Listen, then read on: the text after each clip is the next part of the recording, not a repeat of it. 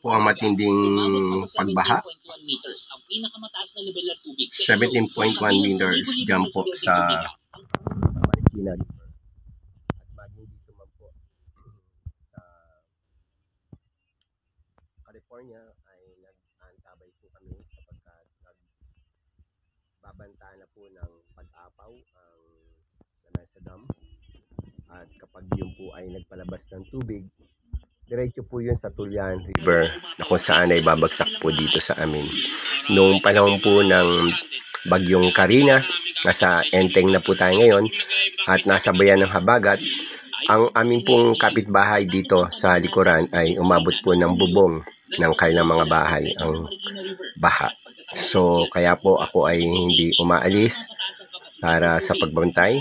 Dito po sa aming second floor, baha na rin kasi po yung tubig na pumapasok sa gilid ng pader ay pumapasok po sa aming tahanan. So, praying po para sa kalagayan ng ating mga kababayan sa Ilocos Norte, maging sa Kabikulan man, yung pong lalo na po doon sa mga probinsya natin na nasa signal number 2, ang Metro Manila po ay signal number 1 dahil po sa bagyong Enteng. At marami na pong napipinsala ng baha diyan po sa Antipolo, Marikina at maging po dito sa Along Araneta Avenue at dito rin po sa amin. So, ayan po, tingnan natin ang mga laman ng balita. Kundi ang dami ng tubig na nanggaling sa Antipolo at ang kabundukan ng Rizal. Halimbawa na lang ang kanto ng Gil Fernando at Sumulog na naging bagsakan. Yan po ang nakapagtataka. Bahagi po ng zona ng ating Pangulo ay lumika ng 5,000 plus na flood control at umabot po ito ng ilang billion pesos para mapunduhan po ang project na ito. Pero ano pong nangyayari? Totoo bang ang flood control na yon na project ay natapos? At kung hindi man po ito natapos o may nagawa po ba?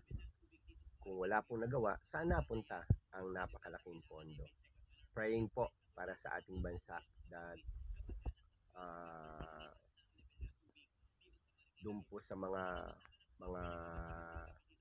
nasa ahensya ng gobyerno, nawa po maging pambukas kaalaman ito sa inyo ang kalagayan ng ating mga kababayan at ng mga residents po, hindi lang sa Metro Manila, maging sa North at southern part ng Luzon na binabaha at maging sa Visayas at Mindanao.